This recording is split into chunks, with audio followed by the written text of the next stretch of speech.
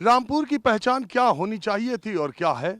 आप देखिए, सियासी वजहों से रामपुर चर्चा में रहता है, लेकिन मेरे पीछे आप जो ये देख रहे हैं, भव्य बिल्डिंग, ये रजा लाइब्रेरी है, जिसे रामपुर के नवाब ने बनाया था और ये दुनिया की सबसे मशहूर और सबसे शानदार लाइब्रेरीज़ में से एक है। और एक और ख़ास बात मैं दिखाऊं, इस लाइब्रेरी के जो बाईं तरफ ये जो मीनार जो बनी है, आप ये देखिए, इस लाइब्रेरी में हर धर्म की किताबें, हर धर्म के मूल ग्रंथ यहाँ पर आपको दिखाई पड़ेंगे और सारे सांप्रदायिक सद्भाव की एक मिसाल है ये लाइब्रेरी। अब आप इस मीनार का ऊपरी हिस्सा देखिए, रामपुर के नवाब ने जब बनवाया तो वो ऊपरी हिस्सा जो आप सीधे सीधे देख सकते हैं, वो मंदिर की तरह है, यानी हिंदू धर्म के प्रतीक के तौर पर है। उसके नीचे अगर आप आएंगे तो वो गुरुद्वारे की शक्ल में वो खिड़कियां जो आपको दिखाई दे रही हैं, उसके नीचे अगर आप आएंगे तो आप देखिए ये जो है उसको चर्च का आकार देने की कोशिश की गई है। और सबसे नीचे आप देखें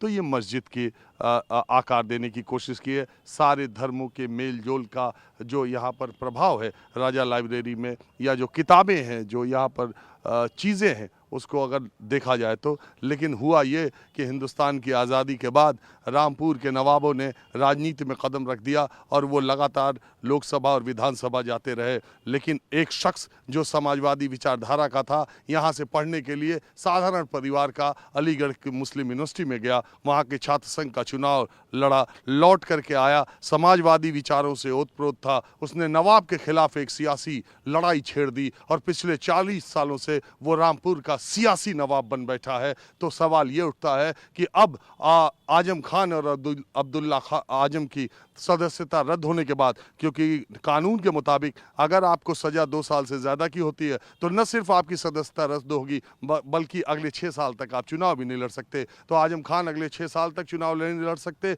और अगर अब्दुल्ला आजम का यही फैसला अब्दुल्ला आजम पर लागू रहा तो अगले 6 साल तक वो भी चुनाव नहीं लड़ सकते। उनकी मां तंजीम फातिमा पर भी मुकदमे बहुत ज़्यादा हैं।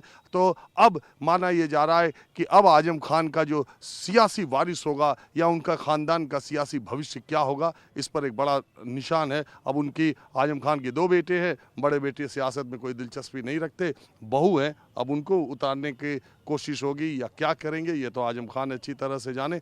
लेकिन इतना जरूर है कि आजम खान जो रामपुरी चाकू की जो धार है, उससे आजम खान की ज़ुबान ज़्यादा तेज चलती है। और हेट स्पीच मामले में आजम खान की सदस्यता गई, और धरना देने के बारे में, नेशनल हाईवे रोकने के मुकदमे में अब्दुल्ला आजम की सदस्यता गई।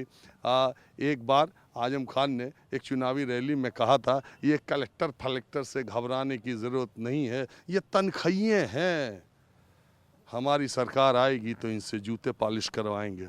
उन्हीं तनख्वाहियों ने आजम खान पर 100 से ज़्यादा मुकदमे दर्ज कर दिए। वही आजम खान जो कभी वज़ीर थे, कभी मंत्री थे इस सूबे के, उनके ऊपर मुर्गी चोरी का, किताब चोरी का, कुर्सी चोरी का, बकरी चोरी का, भैंस चोरी का, ऐसे न जाने कितने मुकदमे दाखिल किए गए। और अदालत में जाने के बाद हेट स्पीच के मामले में उनकी सदस्यता चली गई। और यही सूबा है जिसमें एक गृह राज्य मंत्री भी हैं, गृह राज्य मंत्री हैं अजय मिश्र, जिनके बेटे पर आरोप है कि आंदोलन कर रहे 5 किसानों पर जिंदा उन्होंने गाड़ी से रौंद दिया, और वो जेल में भी रहे, उनको जमानत भी मिली, लेकिन गृह राज्य मंत्री का बाल बाका नहीं हुआ, वो अपने पद पर बने हुए हैं। दूसरी तरफ आजम खान और उनके बेटे दोनों की सदस्यता चली गई है। समरथ को नहीं दोष गोसाई। अब मैं आपको रामपुर के कुछ दूसरे इलाके में ले चलता हूँ।